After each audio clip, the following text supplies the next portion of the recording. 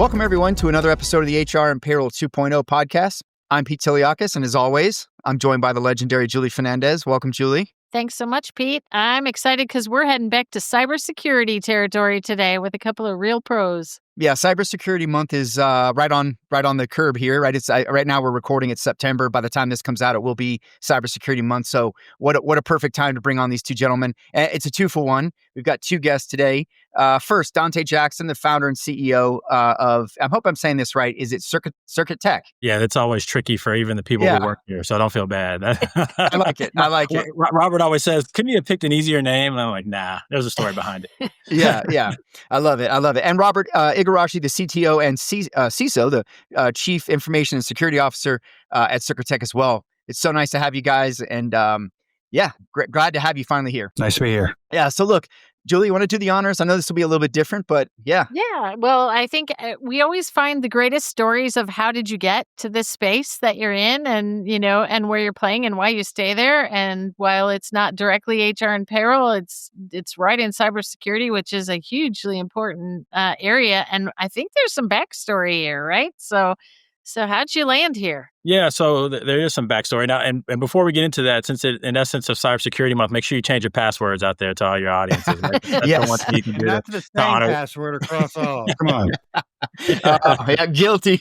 I don't have to confess, do I? Yeah, I know. Or at least change out that sticky tab you got on your computer, right? And put it somewhere else. So the 1, 2, 3, 4, 5. Yeah.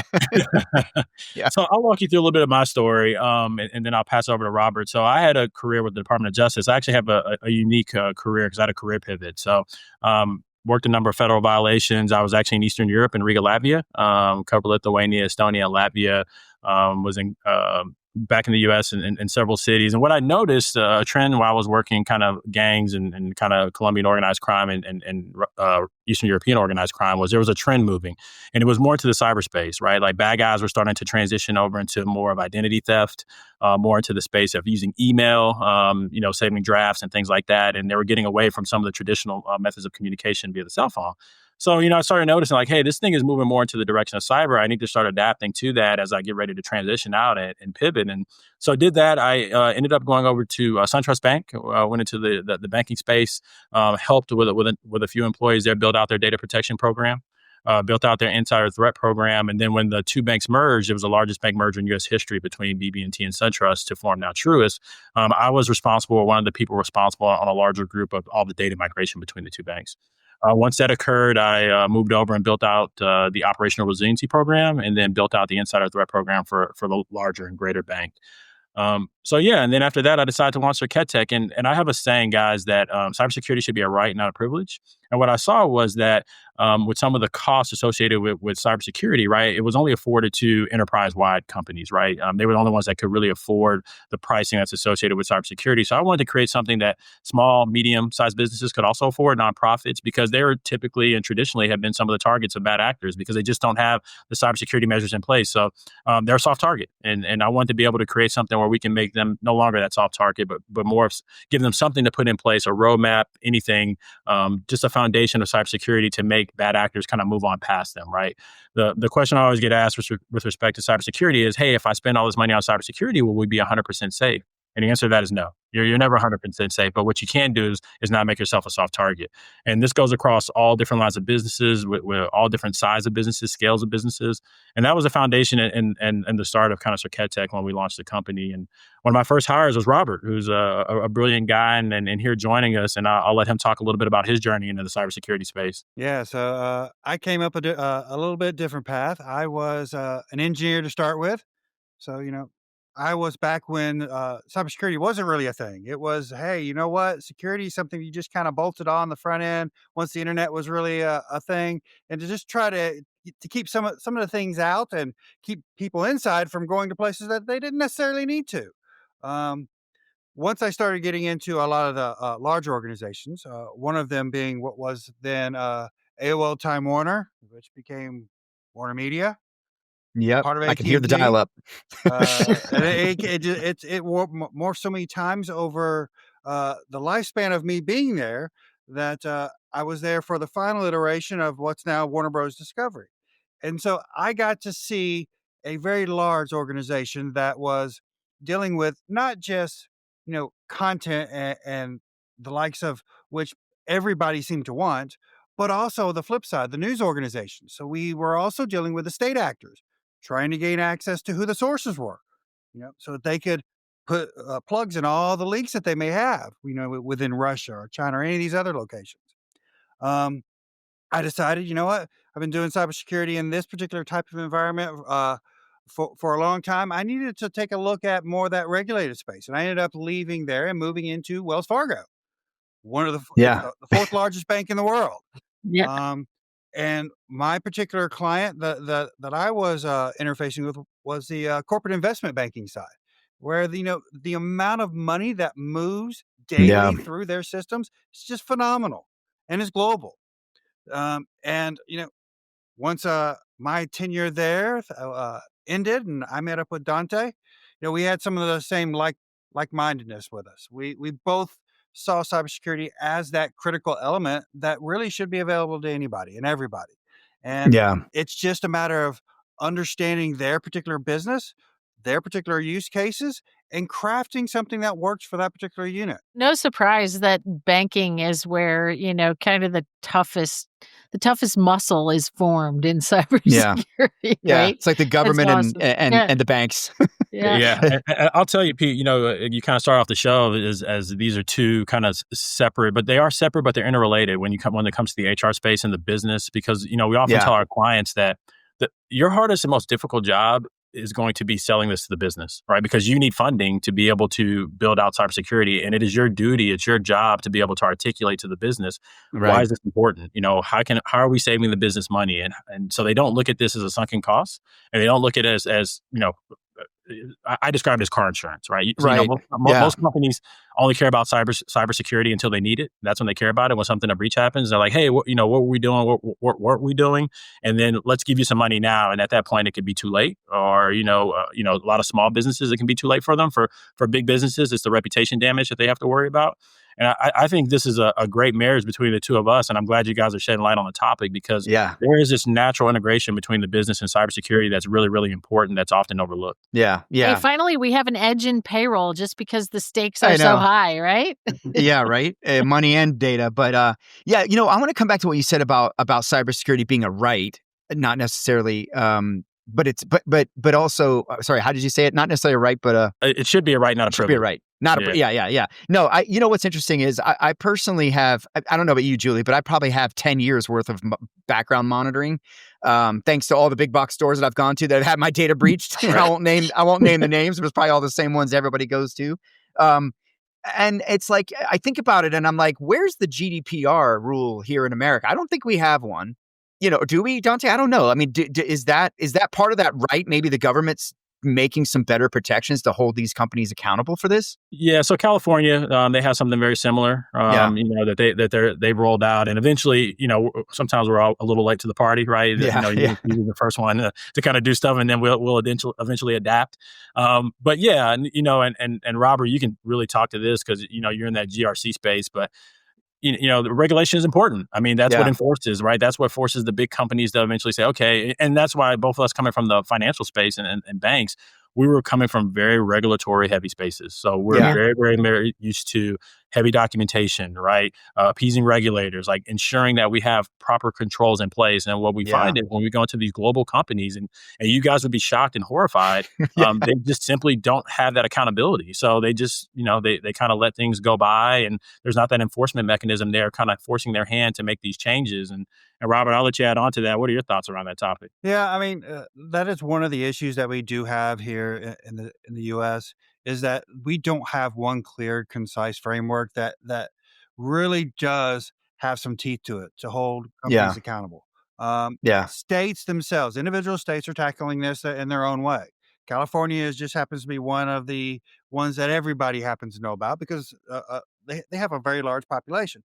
But a lot of different states have different levels of protections out there. Some of them are just around making sure that the breaches themselves are reported within a timely time frame. Other ones are going to be around being able to allow users to be able to remove their particular data from being utilized Yes. within the company at all. But Yeah. there's just not this nice cohesive tooling or framework that we could all just tie into to make sure that we're adhering to, like a GDPR. Yeah. Is there even Agreed. an organization that would be the organization that would naturally take the lead for that? Or is that also part of the problem? Yeah. Is who even owns creating the framework? FCC, right? Or do they? Um, Or they only they're kind of over the internet, I well, think, aren't they? that's part of it. Yeah. There is no real concise answer as to which one should be doing it. You know, Right. Yeah. because we are very reactive. I mean, we know Yeah. that. Yeah. We're very reactive here, and we try to be as free as possible.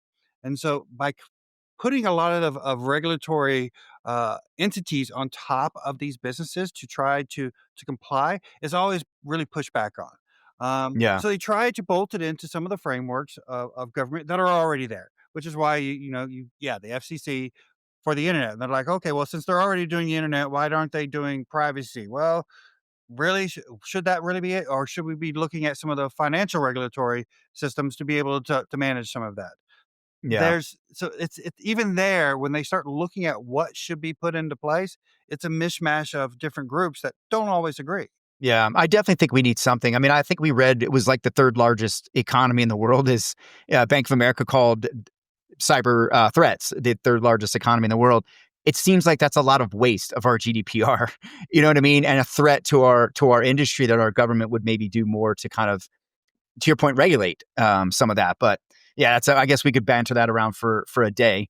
One of the things I like that you guys talk about, I think this might get lost in cybersecurity, at least from my IT experience, if you will, is you talk about the human factor. And I've read that there's something like 90+% of attacks are based on like phishing emails and just silly things that could have been prevented because of maybe just somebody making a bad decision or bad practice.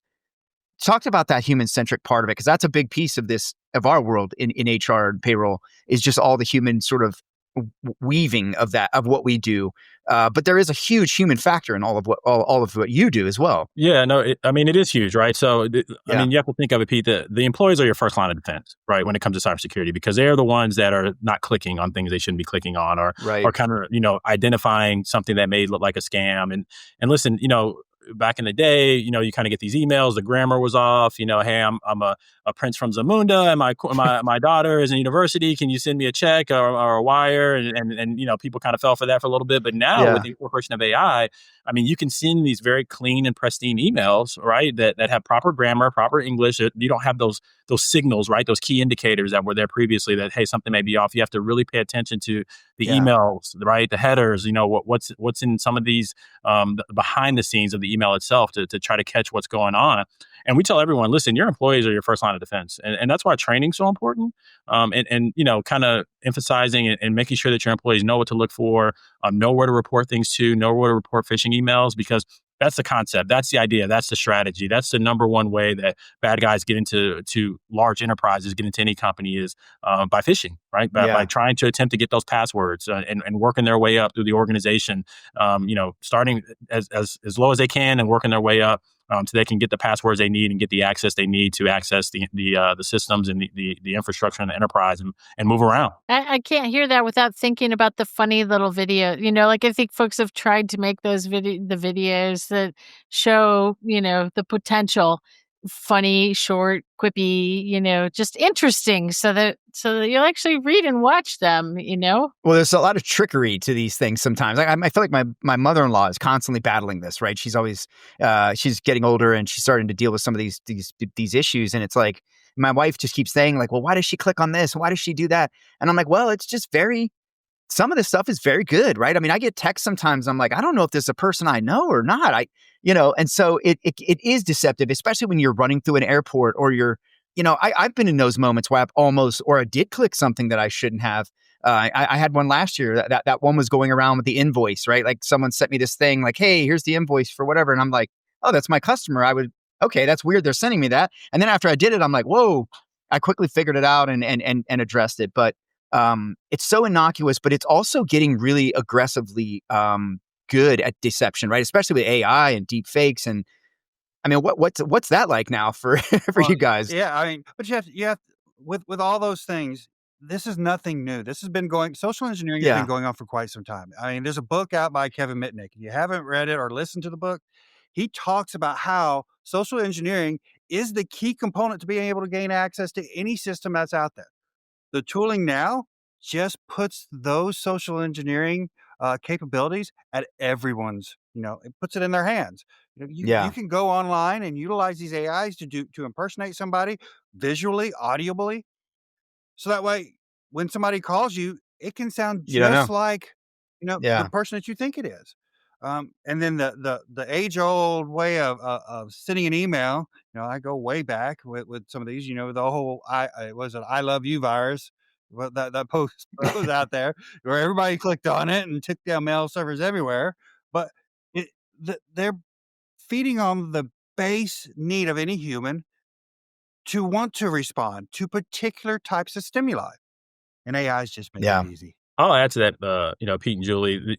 We're talking right now about the external threat, and I hope we get a chance to talk a little bit about the internal threat because I think Yeah. that ties directly into the HR. When I was building out the insider threat program in the financial space, to be frank, that was some of my biggest battles. Kind of working with HR and trying to become allies with them to get the data that we needed to incorporate into the tool so that we can get those, to make the tools better, right? When you have these Yeah. SIMs and these user behavior tools, right? They're only as good as the data you can feed it. And a lot of times that becomes a battle between cyber and HR because HR is trying to protect the employee. They don't Right. necessarily want to release certain data. Some companies are a little bit more flexible than others. And, when you're in the financial space and you work for banks, sometimes they're a little bit more employee friendly, which is not necessarily a bad thing. But when you're trying to combat, insider threats, it can be very, very difficult on that Yeah. side.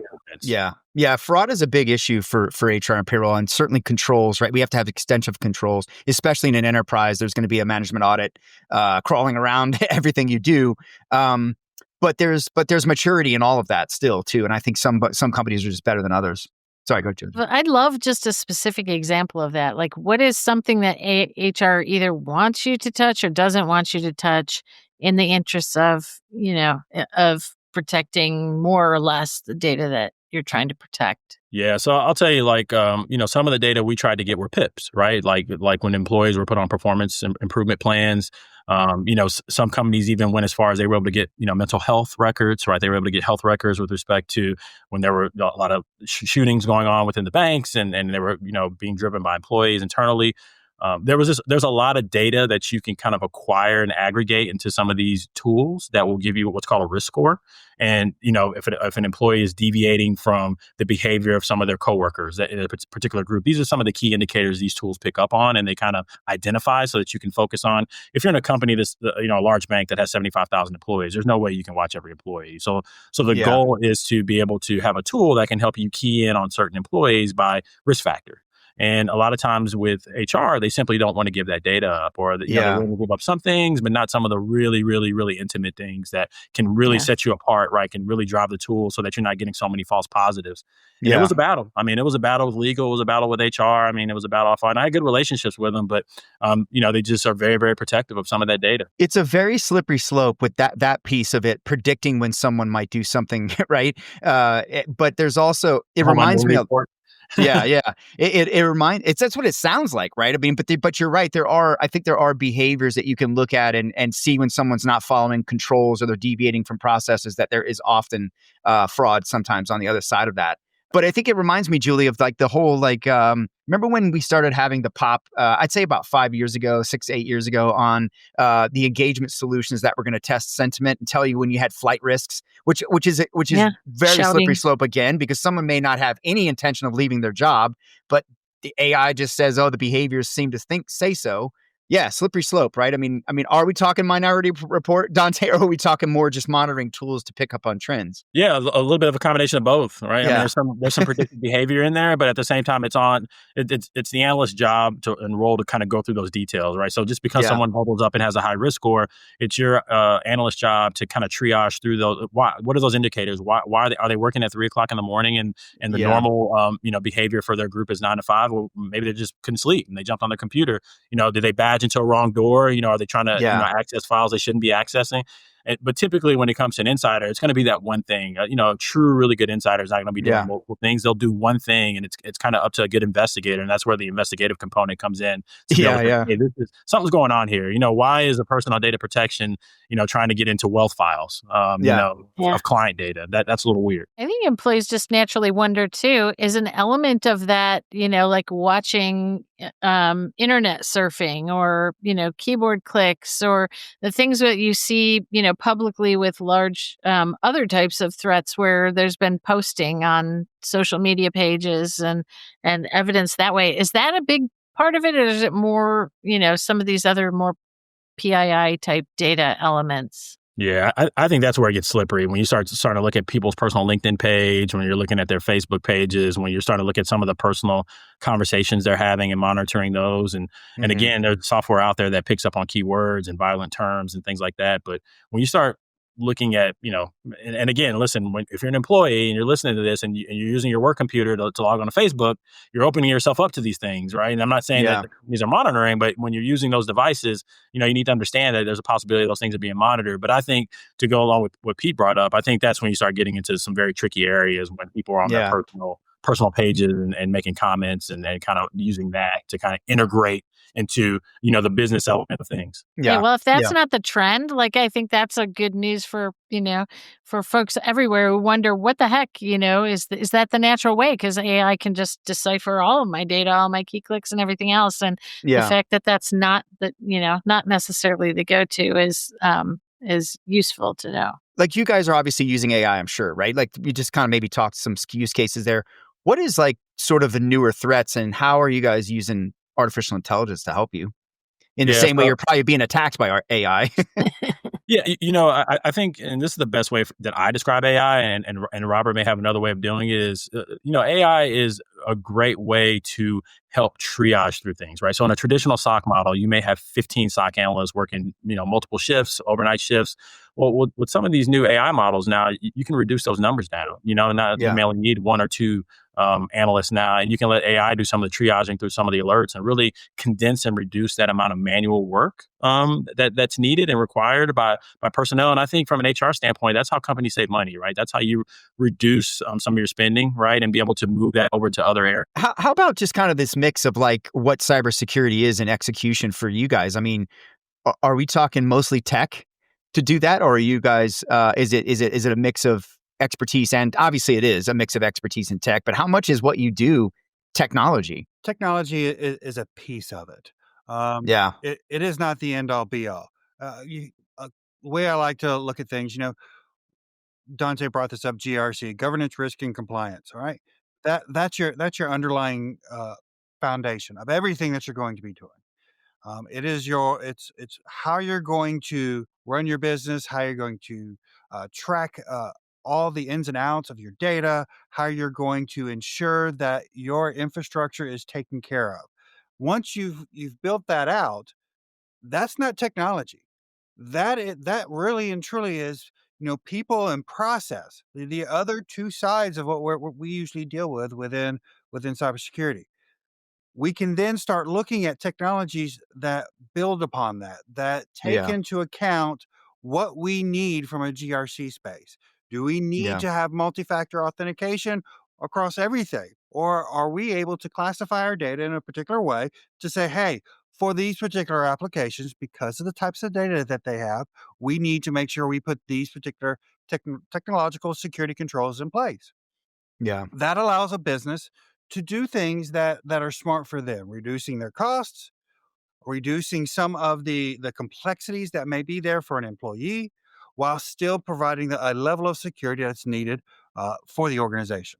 Are companies how do you mature along this continuum as a company with cyber? Is it a matter of sort of dealing with issues and reactively learning and saying, okay, we're going to do this differently? Or is it more of starting with, knowing what good looks like, working with someone like yourself or whomever to get this set off on a good path? Because I think we would equivalent that to HR as well, right? There's a certain amount of reactiveness that HR has done to transforming itself and doing the right things. And then there's a bit of those who've gotten off on a good path and continuously built on that.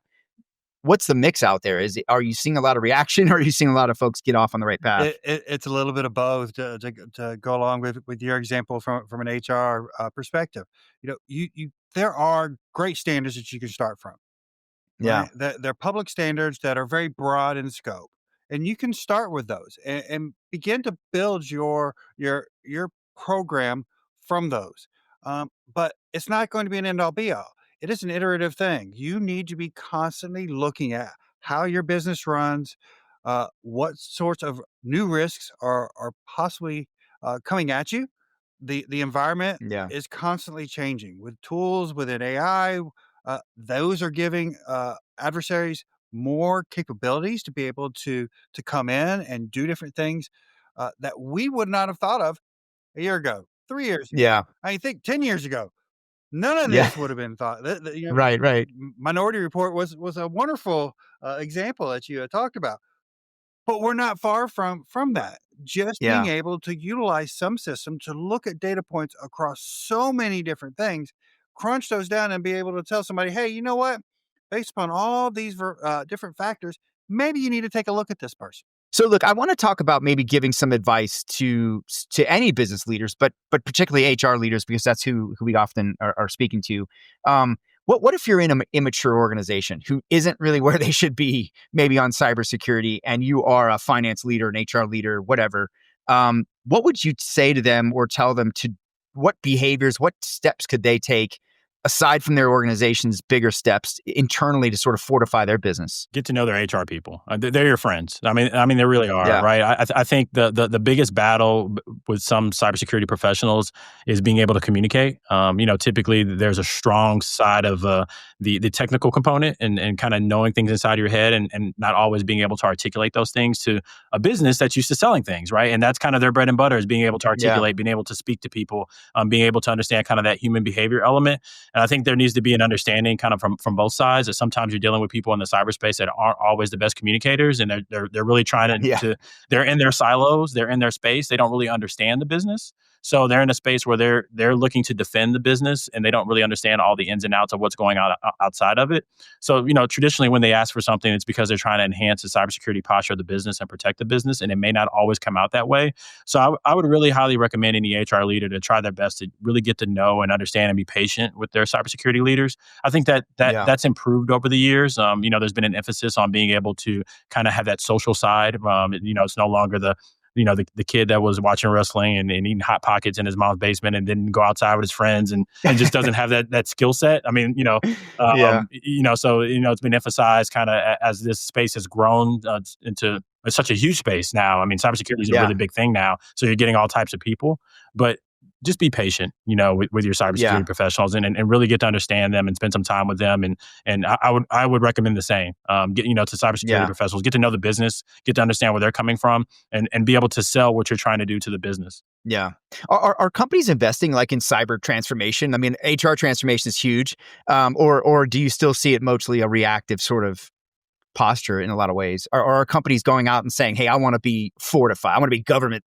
Not that the government doesn't have gaps, but different issue. Yeah. Yeah. Do you know what I mean? Like, do you see that? I mean, because I feel like in the business world, in most cases, most segments of the business are trying to help transform, right? Move to something better.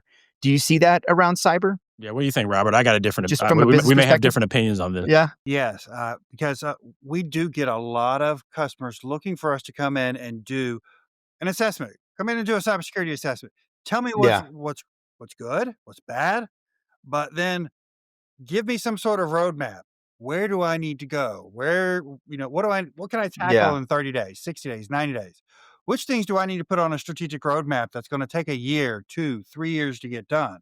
So that way we can then start meeting some of our goals as an organization to meet certain thresholds that would be considered standard across the industry.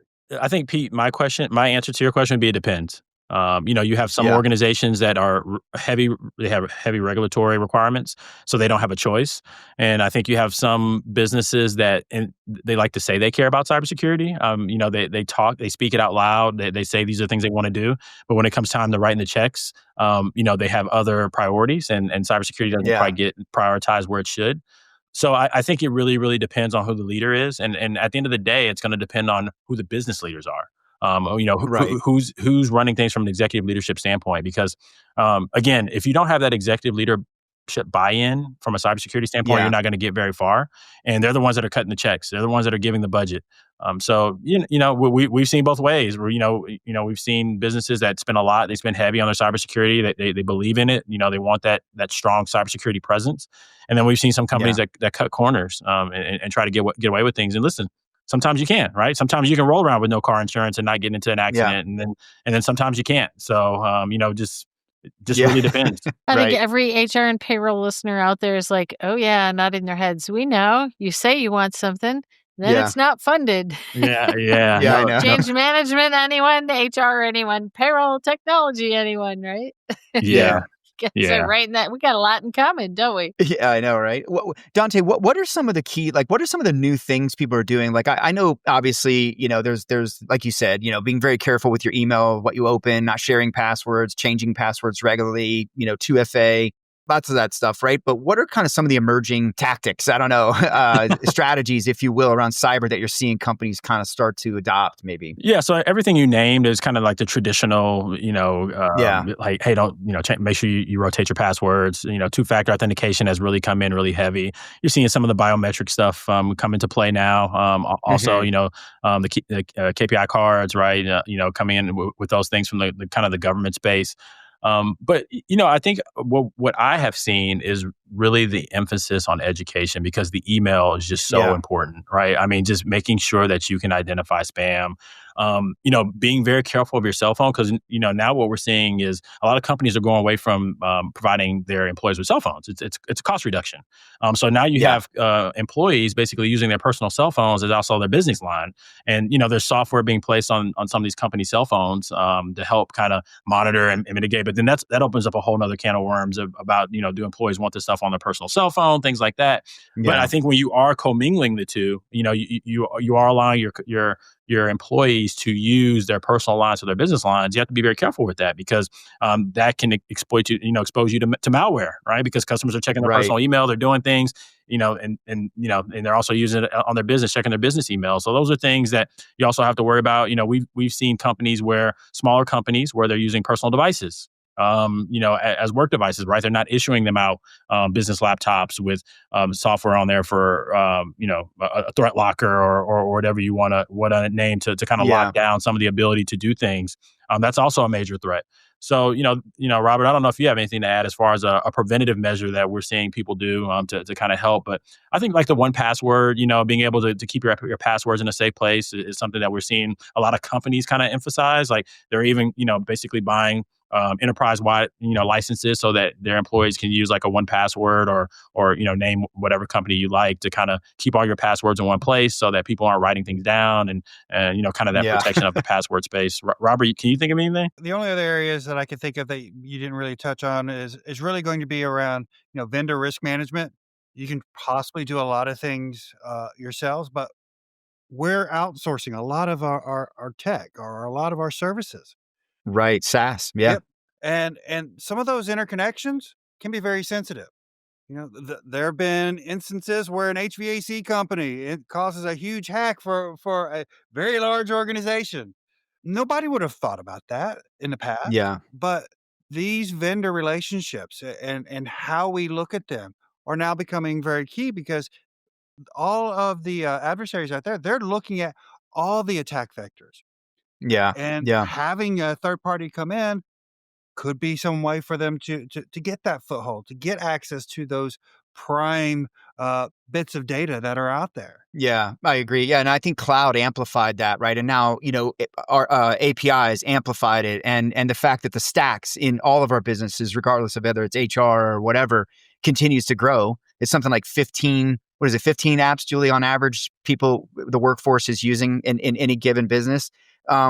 I think it's really, I think it's opening like you said, more and more doors for more opportunities, right, for failure. So, hey, Pete, I'm dying to go back to something that Dante was saying just a few minutes ago, which was, the risk that comes with the personal devices, right, and bring your own device, and how you balance that as organizations become more global, and you have to deal with GDPR and where data is stored, and encrypted at rest and how it's backed up. And so I know I've worked with organizations that specifically will use virtual desktops and avoid and have people bring your own device because they're trying to solve for the privacy issue with GDPR. But then, if you are introducing more risk from a personal device, like where's the balance there? What trade-offs? You got any inside tips as to like which is how do you solve for both of those things? Yeah, Robert, that's the challenge, right? I mean, the recommendation is always for the business to issue their own devices. I mean, that's the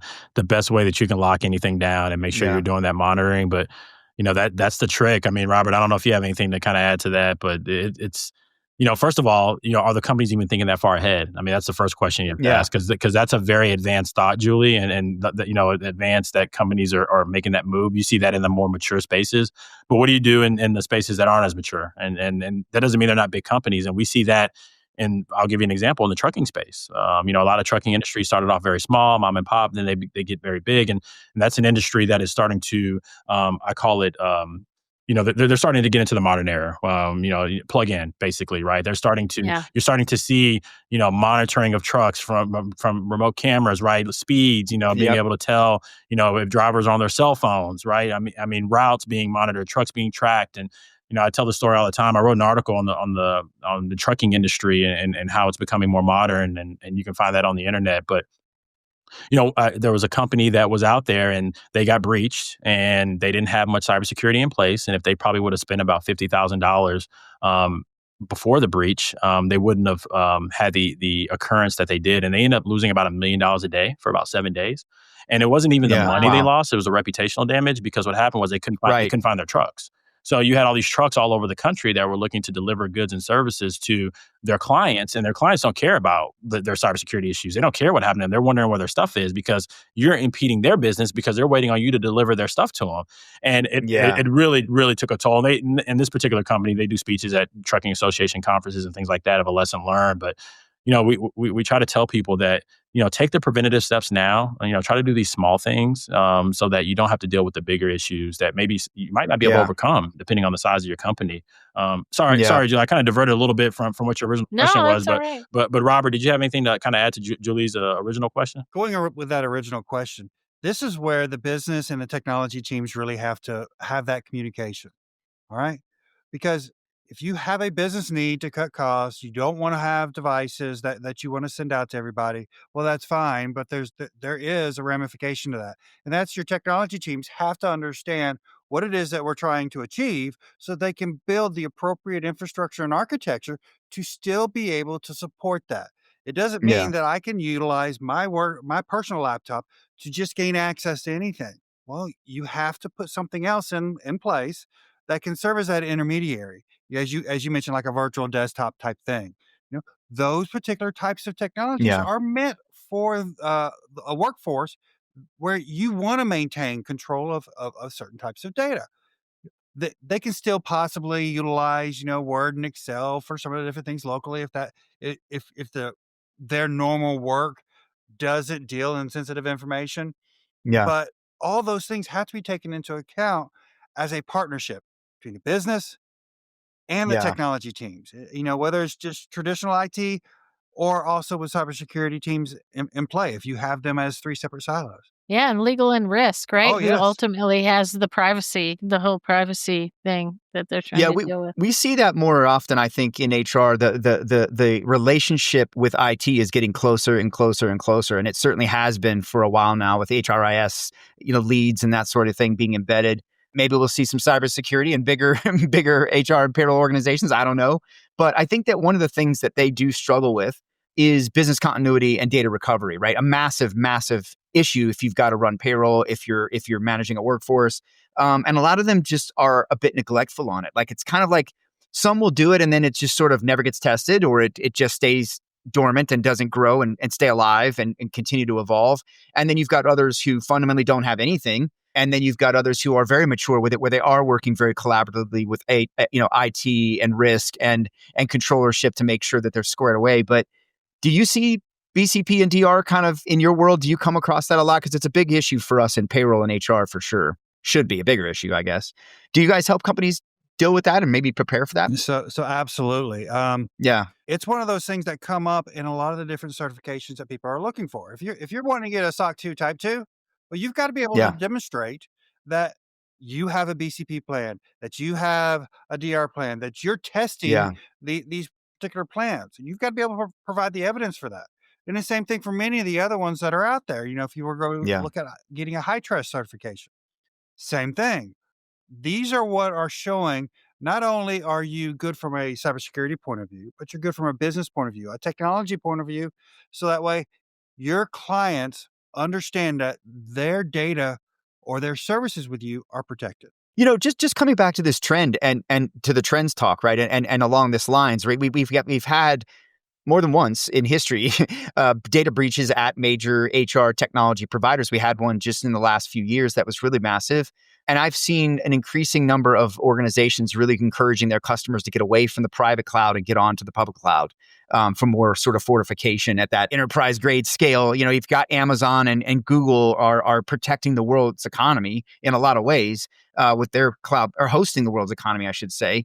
But what's your thoughts on private versus public cloud? Have you seen that same trend? Yeah, I think it depends on what you can afford. I mean, and Yeah. the cost, right? Because there was a trend, a few years ago where everyone wanted to move to cloud, right? And now we're starting to see this trend where some companies are going back to data centers because the cost, they didn't realize how much it was going to cost, and with the amount, the petabyte, I mean, just the amount of data that we're acquiring now, it's just insane, and back then there wasn't so much data, and now there's just so much data, and the cost is just being driven up. That's like, oh my God, we can't afford this, we need to move back. So we're seeing both sides. I think at the end of the day, it kind of depends on, really, really what you can afford. Robert, I don't know if you have a different thought on that with respect to private versus public, but both have their pros and cons, in my opinion. Yeah, I think it depends on the organization too, right? Some companies, some like entities like the government can't necessarily be on a public cloud, I don't think, or could in certain parts, but not others. So they've got their own public cloud. I mean, right? they have their their Gov cloud that's hosted by Microsoft or AWS. Yeah,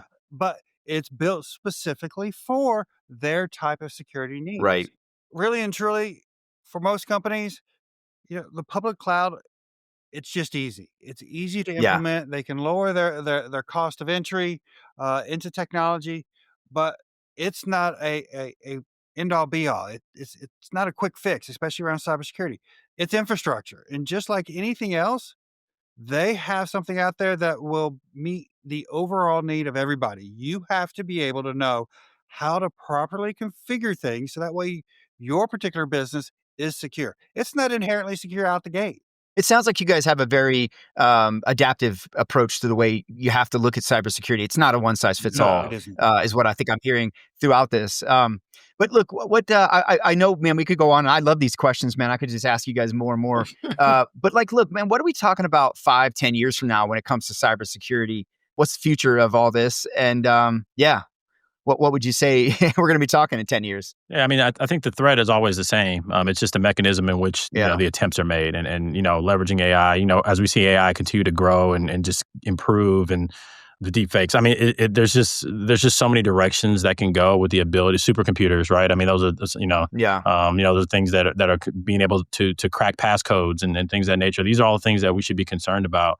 But Pete, I want to make sure, and Julie, before we sign off on this, is that I would encourage any HR leader to, what we try to do a lot of, and what we're starting to see an increase in, which makes me very happy, is tabletop exercises. And if your company is having a tabletop exercise, I would encourage any HR leader to make sure they have a seat at the table of any tabletop exercise. Because tell us what that is. I'm not sure. I'm totally familiar. So essentially, a tabletop exercise is a simulation. You basically get your leaders in, and you say, hey, we've just had a breach. The bad actors are saying, they want ransomware in the amount of $3 million. We have until noon to pay them, or they're going public. With what occurred, what do we do? And it's always fun to sit there and watch these executives kind of start pointing the finger at each other, because typically, nobody really knows what to do. But not my job. but that's where you test the playbooks, right? That's where you practice how you play, right? You kind of see how are you going to perform in the event this were to truly happen. And we recommend these to everybody because they're the most valuable thing that you can do. And it's a way to really expose some of the gaps you have in your security space and in your run books and in your playbooks. And, what if your system's down, everything's been taken down and you have to go to these manual books. Do you have them? Is everything in somebody's head? Is that person on vacation? These are all things that kind of think about. So, especially from an HR perspective and a cyber perspective, any of your listeners here, I would really encourage them that if they're not doing tabletop exercises, to do them. And if they are doing them, make sure they have a seat at the table there. Yeah. I love that. Yeah. I love that. Yeah. I've poked around and read a little bit about the digital twins sort of concept around threats to stadiums. And there's many, many things you could model with a digital twin. Is that something you guys are playing? I mean, obviously in cyber, I think that's happening, but are you guys messing around with that? Sort of these duplicates of an environment to be able to sort of test things and model? Like a sandbox? Yeah, it's almost like but they call it a digital twin, right? Like I've seen it of a stadium, right? And they've modeled like threats to the stadium by way of just digital scenarios. And I'm even looking into having a gentleman come on and talk about doing something similar for payroll modeling and payroll security and all of that, compliance and that sort of thing around a digital twin concept where they could sort of play with scenarios and figure out, different things in a test environment, so to speak. I understand what you're talking about, Al. First, I was like, digital twin. What is he? Where is he Yeah, going yeah. with it? First thing I was thinking of was It might be a more technical term for it. Yeah. That's how I know it. That's how I know Another sibling. Yeah. A very mature organization would have something like this. Necessarily a sandbox environment, but I mean, from a development perspective, they've been doing this for a long time. Yeah. That's where they're looking at their test environment, and that's where they will then progress code through that environment before it gets into production. And that ref environment, that's that step before production, that's where they're looking at, okay, if I do these particular things, is it going to break? Very similar. So from a cybersecurity perspective, we do some of those things, but again, we're taking some of the same processes that you would have had within any application deployment, in which we're looking at, okay, how can we manipulate what's going on in this particular space in our ref environment and make those things happen. But that's really from the companies that very have mature organizations. very mature cybersecurity practices. Yeah, it's fascinating though, these tools, right? I mean, all the tools, the better, I think, for us to be able to fight against these things. So look, anything else to wrap this up? And where can folks get in touch with you, gentlemen? I'll make sure I think I have your LinkedIn, I've got your website, but where can we get in touch with you? And what else would you maybe close this out with? Yeah, so we're on all the social media. We're on LinkedIn. We have an Instagram. We got a website that we're making some pretty cool enhancements to. By the time this gets pushed out, it'll be live. So we're excited about that. But Pete, Pete and Julia, the thing I'll leave you with is kind of our initial conversation. It's about data. Make no mistake about it. Cybersecurity. Bad actors. This is a modern day bank robbery. This is what we're facing, right? They are coming for your data as a business. I mean, that is your value. That is what makes you unique as a business, is your data, and that's what they want. And and we see way too many times in businesses where people, companies don't even know where their data is. I mean, they literally don't. They don't know where it's housed. They don't know what critical data they have, what confidential data they have, what intermediate data they have. And I think as a responsible organization, you should know where your data is, and you should take steps to protect that data. And I think if you just kind of keep things at a basic level from cybersecurity without getting wrapped up in, it's very easy to get caught up in AI and quantum computing and some of these very high level things that are occurring in the industry, and they're fun to read about. But if you just take things from a fundamental basic, do we have policies? Do we have manual policies in place? Do we know where our data is? Are we doing tabletop exercises so we understand what to do in the event that we're breached? What are people doing on these devices? Are we monitoring these devices? Are we educating our employees? I think those are some of the things that, if you're not a mature organization, those are the things you should start thinking about. And those are a foundation that you can grow from a cybersecurity standpoint. And I think if you're listening to this podcast, those are the takeaways I hope you walk away from this conversation about, is kind of starting at a fundamental level, and then you can eventually build to where you are a mature organization from a cybersecurity perspective.